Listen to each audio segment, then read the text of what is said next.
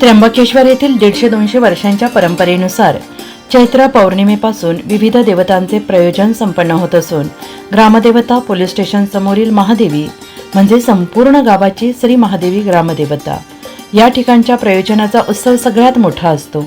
श्री महादेवीची यथासांग अभिषेक पूजा करण्यात आली। देवीला अलंकारयुक्त साज शृंगार केला। यावेळी देवीचे रूप अत्यंत मोहक दिसत होते। नागरिकांनी महाप्रसादाचा लाभ घेतला।